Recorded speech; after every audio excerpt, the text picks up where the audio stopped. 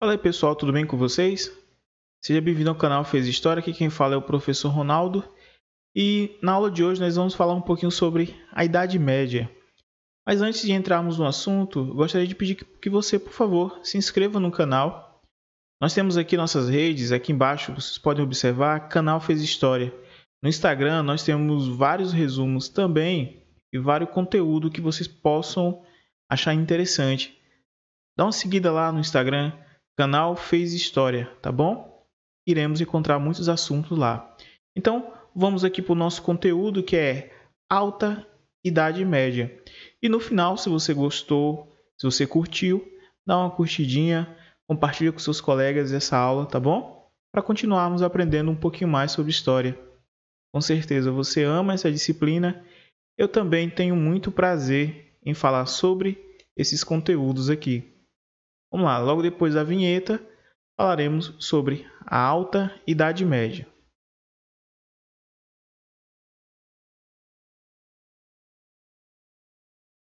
Muito bem, pessoal, nós estamos aqui já no nosso slide, né? Como foi comentado, a Alta Idade Média. Primeiramente, nós devemos lembrar que a Idade Média é tido como o período mais longo de toda a história humana, né? É um período que corresponde por cerca de 1000 anos. Então, normalmente os historiadores estudam entre Alta Idade Média e Baixa Idade Média. E para isso eles dividiram respectivamente pela a metade, né? São 500 anos de história na Alta e 500 anos de história na Baixa Idade Média. Mas o que aconteceu durante a Alta Idade Média? Nós vamos compreender um pouquinho. Como esses vídeos, essas aulas são sequenciais, os nossos resumos, você, por favor, dê uma olhadinha nos vídeos anteriores para compreender, né, como chegou a Idade Média. Então, vamos aqui para a nossa aula, lembrando que esses vídeos são resumos e em breve nós falaremos de modo específico sobre alguns tópicos aqui que irá aparecer com certeza. Vamos lá. Aqui no nosso slide nós temos inicialmente esse título, né, os povos bárbaros. Por que vem essa definição? Povos bárbaros. Inicialmente eles eram estrangeiros. Essa expressão bárbaro não quer dizer que eles eram violentos demais. Quer dizer que eles não tinham o mesmo idioma dos povos que já viviam ali em vilarejo e aldeias na Europa. Lembrando ainda que não é porque essa civilização ou esses povos surgiram que outros não mais existiram. Que outros povos eram esses? Os gregos, os romanos, o pessoal na Mesopotâmia, o pessoal no Egito, eles ainda existiam durante esse período, tanto é que existe até hoje, né? Porém, aqui nós iremos falar sobre a Idade Média. Então, para os romanos, esses homens estrangeiros, eles eram tidos como bárbaros. Por quê? Porque eles não partilhavam da cultura greco-romana. Como é que esses homens viviam? Eles viviam em clãs, a economia agrícola pastoril. E esses homens, eles vinham de lá da parte norte da Europa, né? Nós, na frente, nós iremos conhecer eles como vikings, ou povos nórdicos, germânicos, que habitavam hoje onde é correspondente à Finlândia, a Noruega. Então, são aqueles povos que vivem naquela região lá em cima, na região norte. Lembrando que nós vamos ver aqui no mapa, com a Europa ele se desenvolveu de baixo, né, para cima, por causa justamente da Grécia, por causa dos romanos e assim por diante. Então, eles não tinham propriedades privadas, eles viviam por pilhagem, saqueavam, né? Eram sociedades guerreiras. A religião tradicional deles era politeísta. A religião nórdica é uma das mais impressionantes, né? Junto com a religião grega, com a religião romana. Nós iremos mencionar, e até mesmo a egípcia, que farei um especial somente com religião. Então, aqui, lembrando que é um resumo, os 500 anos iniciais da Idade Média. A Idade Média também tem certo preconceito, né? Dizem que é uma idade, um período na história que não tem tanta cultura. É um erro pensar dessa forma, viu? A Idade Média, como alguns chamam Idade da Escuridão ou Período das Trevas, não foi tão tenebroso assim como dizem, né? É um período de rica cultura também. Esses povos bárbaros invadiram Roma, eles eram eslavos ou germânicos, como já foi mencionados. Vieram da parte norte, de cima para baixo na Europa e se encontraram com esses povos no centro. Lembrando que esses povos nórdicos, eles tinham características diferentes. Eles eram homens muito altos, loiros, né, com olhos claros, diferente das características daqueles povos que vieram do norte da África, né, subindo aqui até o sul da Europa e indo até o centro. Então, esses nórdicos eram totalmente diferentes. Além de não falar o mesmo idioma, eles também tinham características físicas totalmente distintas de quem já vivia ali naquela região da Europa.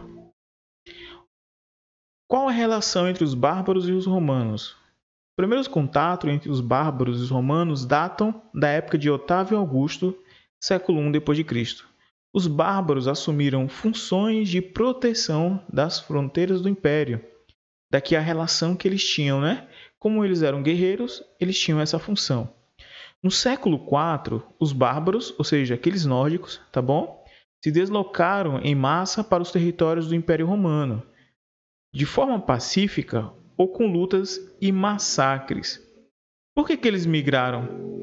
Basicamente porque tinham bastante pessoas que viviam no norte, ou esses bárbaros, e eles também queriam dispor de tudo que eles ganhavam, né, como prêmio pelas batalhas que eles tinham. Então, como os europeus, esse período aí, os romanos, basicamente, eles não recompensavam esses nórdicos, então eles viram a necessidade de tomar esse território, vieram de lá para baixo. Fatores que explicariam a migração dos povos bárbaros, qual era, como foi mencionado, aumento demográfico, muita gente naquela região, atração exercida pelos ricos territórios romanos, já foi falado, né? Ataque dos hunos, povos de origem mongólica. Aqui é um detalhe importante na história, é que os romanos, eles fizeram aliança com os bárbaros contra os hunos, que eles eram da Ásia, né? Tentando invadir o território, como por exemplo nós vemos hoje, Mongólia, né? A Índia, invadindo de lá da China para cá. Então eles eram povos mongóis, então tentaram invadir a Europa e os europeus utilizaram dos bárbaros ou de origem germânica, que nós conhecemos como vikings, para auxiliar os romanos para não ter tanta perca assim no território. Então essa também é uma explicação porque eles vieram de lá do norte para essa região onde hoje nós conhecemos como Europa. Aqui nós temos um pouquinho da relação, né, como foi até mencionado. Então, nós observarmos aqui, vou até pegar o mouse para a gente dar uma olhada. Então, eles eram daqui, ó, de cima, né? Ó, Germânia. Então, nós vimos que aqui nós temos a Antioquia, Alexandria, a Mesopotâmia, mais ou menos nessa região aqui, ó, Istambul, Constantinopla, né? Norte da África. Então, saíram daqui e foram até essa região, como nós mencionamos nas aulas anteriores, tanto da Grécia quanto na história de Roma. Então, quando eles foram para essa região, vieram povos, como nós podemos observar aqui, ostrogodos, visigodos, não é? Eles vieram dessa região para cá. E aí, ó, todo o mapa, né, mostrando um pouquinho como eles vieram. Aqui em cima nós podemos observar, ó, falando um pouquinho sobre os hunos, né, vindo para essa região. Por que todos vieram para essa região? Que era uma região, claro, todas as batalhas e guerras da história são movidas por causa de dinheiro, terras, riqueza. Então, tudo que nós temos na história são conflitos, principalmente por 3 pontos: político, religioso e grana, financeiro. Então, são os 3 fatores principais. E na Idade Média, nós podemos ver aqui de forma bem clara a intervenção religiosa, apesar que também nas outras histórias tem também intervenção religiosa, tanto romana quanto grega. Mas na Idade Média a religião teve um protagonismo superior por causa do clérigo, que era a igreja, né? Principalmente a igreja católica romana, que vieram com os povos de Roma e se instaurou como a religião principal nesse período aí. Daí uma outra explicação, né? Porque eles eram bárbaros, porque não adoravam os deuses ou a religião dos romanos. Vários povos bárbaros ultrapassaram as fronteiras do Império Romano Ocidental e invadiram suas terras, onde fundaram reinos. Isso aqui a gente já mencionou. Essas incursões bárbaras desmantelaram as estruturas políticas e econômicas romanas, crise generalizada, enfraquecimento do poder político nas cidades, ruralização e colonato. Então, aqui foram algumas características da vinda dos bárbaros, dos vikings, esses povos, para cá. Eu citei várias vezes o nome viking, tem até uma série, né, da Netflix, se não me recordo agora, isso mesmo, Netflix, falando com esse mesmo nome, Vikings, né? Lá conta um pouquinho a história de Ragnar Lodbrok, ou Ragnar Calças Peludas. Então essa série menciona basicamente isso aqui. Lá mostra um padre, né, um padre católico que faz aliança, ele se torna também um viking. Então, aquela série exemplifica bem interessante, né? Esse exemplo que nós estamos mencionando aqui. Formação dos reinos bárbaros e desenvolvimento de instituições romanas germânicas, que serão características da Europa medieval.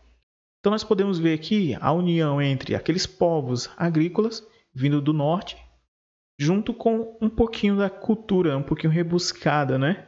Que já se encontrava nessa região. Então formaram-se reinos. Esses reinos foram se desenvolvendo, pequenos grupos, vilarejos, se tornando pequenas monarquias, pequenos reinados. Bem familiar, não é o que nós veremos na segunda metade da Idade Média? Justamente vários reinados, e caracterizados principalmente por povos com características, não é, germânicas. Império Carolíngio. O povo franco, como nós podemos ver, ocupou o norte da Gália. A Gália aqui, pessoal, no futuro se tornará a França, né? No século V. Clovis se tornou rei em 881, dinastia Merovingia. Durante toda a história, até a história chinesa, existem algumas dinastias e a Merovingia foi uma das que estiveram, né, na frente do desenvolvimento na Idade Média, aqui na Europa medieval. E se converteu ao cristianismo. Então, nós temos aqui uma característica. O exemplo de Franco aqui, né, dos povos francos, com a Gália, os franceses, foi a característica do cristianismo. Sólida aliança entre Clovis e a Igreja Católica para o projeto de unificação do território. Olha só que característico, né? A ideia de um Papa ser o líder máximo de toda essa região. Curioso isso, né? O rei Franco procurou consolidar seu poder distribuindo terras ao clero e à aristocracia de guerreiros. O clero aqui já aparece a figura da igreja. No final do século VII, o poder do reino franco se concentrava nas mãos dos prefeitos do palácio, ou seja, como se fossem primeiros ministros, né? Se tornava na mão da aristocracia, na mão daqueles que tinham dinheiro e junto com o clero. Então essas duas figuras foram os principais, né, poderosos desse período aqui inicial da Idade Média. Até esse exato momento não foi mencionado a ideia de castelos, né, reinos complexos. Vocês podem tentar imaginar, eles viviam de forma ainda bem arcaica. Se nós pegarmos aqui como eles viviam nesse período, eram simplesmente pequenos fortes de madeira, casas feitas de taipa, madeirite e assim por diante, e tinha uma estrutura meio que patriarcal, com a figura do rei ali, entre seus súditos, seus povos, basicamente familiares, grupos de famílias menores, pequenos reinos. Então uma estrutura bem simples ainda, vivia de modo agrário. A confusão e a briga, os conflitos eram basicamente por terra. Então, inicialmente era esse contexto. E os vikings saíram na frente por causa da sua origem guerreira, né? Origem de conflitos. Então, por isso que eles se destacaram por ganhar muitos territórios. Mas surge pergunta então, os romanos também eles não eram guerreiros? Lembra dos triunvirados? Se você não recorda, volta um pouquinho na história de Roma. A história de Roma fala sobre os triunvirados e as consequências de muitas batalhas e guerras que levou ao enfraquecimento. Depois que Alexandre o Grande falece, seu reino é dividido, conquistado por outros povos, se tornando um pouco fraco. Por isso que nesse momento aqui da história, nós estamos falando sobre a Idade Média e a figura dos povos que vieram do norte para se destacar no lugar dos romanos. Até então, nesse exato momento, houve uma mudança do centro de Roma para alguns pequenos vilarejos e o enfraquecimento daquela poderosa, nação que era Roma. Então, é interessante a gente perceber esses paralelos, que vem sendo mostrado para nós. O Império Carolíngio. Nós temos aqui fundado a dinastia carolíngia cerca do século VIII. Carlos Martel, nós temos Pepino o Breve, a figura aqui, principal de Carlos Magno, Luís o Piedoso. Desse período aqui, nós podemos destacar Carlos Martel e Carlos Magno como figuras, como reis que se destacaram. Por quê? Carlos Magno, principalmente pela consolidar-se a aliança entre a Igreja Católica e o Reino Franco, o Norte e a Igreja, coroado rei do Sacro Império Romano Germânico, ou seja, o poder máximo, em 800, pelo Papa Leão III. Então aqui Carlos Magno ele se tornou o rei supremo sobre todos aqueles pequenos reinados. Será que eles ficaram satisfeitos com isso?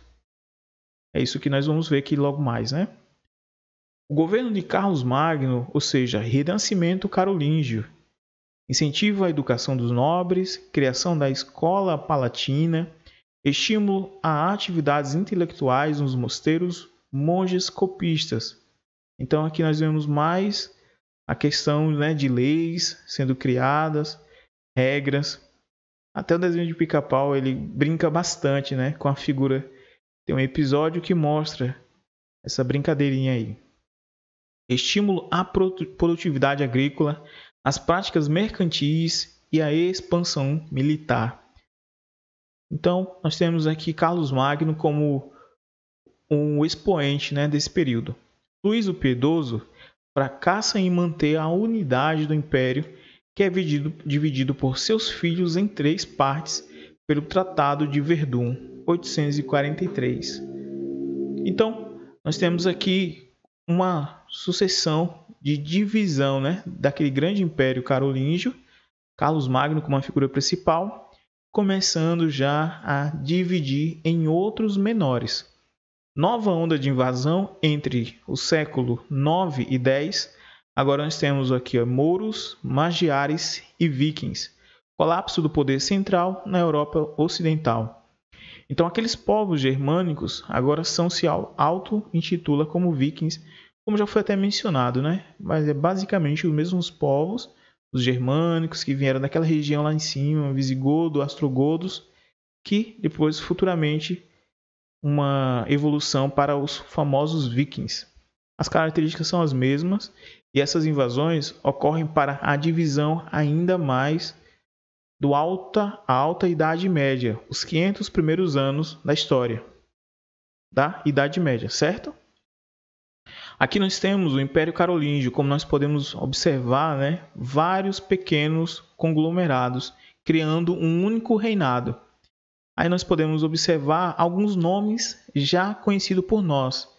Bretanha, Reino Anglo-Saxão, nós temos ali a Alemanha, já surgem ali no meio, Então aqui já aparece Sardenha, Baviera, Austrásia, olha só que familiar, o nome. Então alguns impérios que hoje, ou reinados que nós temos até hoje, começou a surgir nesse período aí, por volta do ano 814, 700, anos 814, por aí. A formação agora do que vem em nossa mente, que é o feudalismo. Início teve todos esses conflitos, essas divisões, até chegar no período do feudalismo, feudo. Depois da nova onda de migrações na Europa Ocidental, entre o século 9 e 10, intensificaram o quê? A ruralização, o enfraquecimento do poder central, lembra? Depois dos filhos de Carlos Magno, como a gente percebeu aqui agora, né? Carlos Magno, na verdade, foi... cadê aqui? Luís o Piedoso. Então, o filho de Luís o Piedoso, os filhos começaram a enfraquecer ainda mais o seu único poder central. Então, o fortalecimento da nobreza, olha aí, uma mudança já, né? A expansão da servidão, os laços de dependência pessoal. Então, como podemos caracterizar isso aqui? Digamos que eu sou um nobre, eu tenho terras, e aí eu posso, por exemplo, ter pessoas que trabalham para mim. Então, tendo um laço, aquele laço, né, como se fosse um funcionário. Constituiu-se o feudalismo. Olha lá, laços pessoais entre nobres estabelecidos pela relação de vassalagem. Como já foi dito, a vassalagem era um tipo de... por exemplo, eu trabalho para você em troca de, pelo menos, moradia ou de segurança ali dentro da sua propriedade. Ou 1/3 do que eu produzo vai para você, ou 2/3. Então, era um tipo de acordo entre quem trabalhava e o proprietário de terra. Instituições romanas, colonato, mais tradições germânicas, comitatus e benefícios. Então surgiu a vassalagem, tornando-se o feudalismo, o feudo. É o que nós lembramos mais quando vemos na ideia da Idade Média. Toda aquela divisão, né? Pequenos grupos, pequenas monarquias, reis, aristocratas, se auto-intitulavam nobres. Surge aqui a figura, por exemplo, de condes, da nobreza em si, né? Pequenos nobres. A Europa feudal, nós temos aqui, entre os dois aristocratas, há obrigações recíprocas. O sucerano cede um benefício do feudo, né? Em troca de fidelidade. E o vassalo presta a homenagem e faz juramento de fidelidade. Em troca, recebe o benefício, o feudo. Então, ó, uma monarquia surgindo aqui, mas de uma monarquia em forma de troca da aristocracia, junto com aquele que tem as terras. Então, percebe aqui, né? Como é que já se caracteriza já um tipo de feudalismo. O feudalismo basicamente é isso. Alguém tem terra, outro trabalha para mim e eu ganho em troca disso. Então, basicamente é isso. Aqui nós temos a organização do senhorio. Aqui nós temos o manso senhorial, trabalho gratuito dos servos, corveia. A produção pertence ao senhor. Então, como foi dito, né, do feudalismo. Manso servil, lotes cultivados pelos servos, parte da produção é entregue ao senhor. A talha. Nós temos o manso comum, terrenos baldios, bosques, áreas de pastagens. Os recursos podem ser retirados por todos os moradores do senhorio. Então aqui está basicamente a organização de toda a sociedade, né, nesse período de feudalismo. Então, basicamente, em resumo, eu trabalho para alguém tem terra, por exemplo, eu tenho terras, convido alguém para trabalhar para mim, para produzir nas minhas terras. Eu fico com a parte que ele produz e ele fica com a outra parte para o seu sustento e sustento familiar. Essa troca se chama feudalismo. E existiam essas divisões, né, do senhorio. Senhorio manso senhorial, manso servil e manso comum. Então, basicamente são isso. Aqui podemos observar, né, um castelo, já as figuras aí. Por quê? Porque surgem as figuras dos castelos aqui. Porque é claro que alguém vai ter poder sobre outros. Então, nessa pirâmide, a grande maioria das pessoas trabalham no feudo. E pouquíssimos, aqueles que têm as terras, eles se tornam poderosíssimos. Se nós lembrarmos um pouquinho antes, como era a divisão? Era a divisão entre o clero e a aristocracia, entre a igreja e aqueles que já tinham um pouquinho de terra. Então, quem se tornará os nobres e se tornará os poderosos na Baixa Idade Média, nos 500 anos depois, com as figuras dos castelos? A igreja, o clero e a aristocracia, aqueles que já tinham terras e utilizando o conceito de feudo, dessa mesma forma, dessa pirâmide, se beneficiando para ter o poder máximo do seu período. Enriquecimento, basicamente, ocorreu dessa forma. A sociedade durante o feudalismo. A sociedade feudal dividia-se basicamente em clero, como foi dito, nobreza e campesinato. Na visão da igreja, essa divisão correspondia à vontade de Deus. Olha só, os que oram, os que lutam e os que trabalham. A estrutura social era rígida e hierárquica, dada pelo nascimento e com pequena possibilidade de movimentação entre as ordens. Um detalhe aqui curioso nesse termo, né? Os que oram, os que lutam e os que trabalham. Os que oram está claro, né? O clero. Os que lutam, aqui surge a figura agora já dos cavaleiros. Os cavaleiros, não ainda com armaduras, mas cavaleiros de modo convencional, com roupa de couro, espada, cavalos, né? Então, e os que trabalham é os camponeses de modo geral. Então, surgiu aí. Nesse período, quem era nobre é aqueles que lutavam, eram os cavaleiros. Tanto é que hoje, para ter a honra de ser cavaleiro, né, é algo bastante importante, né? Temos algumas figuras hoje que são cavaleiros. Um dos mais famosos cavaleiros, né, é o próprio Mr. Bean, né? Ele é um personagem bem engraçado, chamado de Sir Howard Exxon, né? Então é um cavaleiro, o Sir. Nós temos aqui ainda na economia, a agricultura era a base de sustentação da economia feudal. O feudalismo manteve alguma atividade comercial, apesar da falta de moeda e da tendência dos senhores à autossuficiência. Essa autossuficiência era basicamente eles vender, tinham um comércio, uma barraquinha, um local onde vendia comida para os próprios funcionários que trabalham no feudo e eles se retroalimentando, né, com a questão financeira, ficava entre eles ali a autossuficiência. Eu pulei aquele ponto de estrutura social que era rígida e hierárquica, dada pelo nascimento e com pequena possibilidade de movimentação entre as ordens. Esse ponto aqui surge a figura, por exemplo, de um personagem chamado Robin Hood, né? Nós podemos ver isso aqui. Robin Hood, depois eu falarei sobre ele, já que falaremos também sobre personagens na história.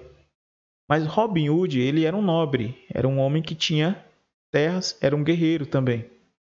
Então Robin Hood, ele não aceitava essa questão de rígida e hierárquica, ou seja, aqueles que eram nobres se tornariam nobres, seus filhos assim por diante. Robin Hood, ele tem aquela filosofia dele, mas depois na frente eu falarei de modo mais crítico a respeito de Robin Hood, mas é um exemplo. Então ele não aceitava essa forma de hierarquia, por isso que ele foi, por assim dizer, contra o sistema.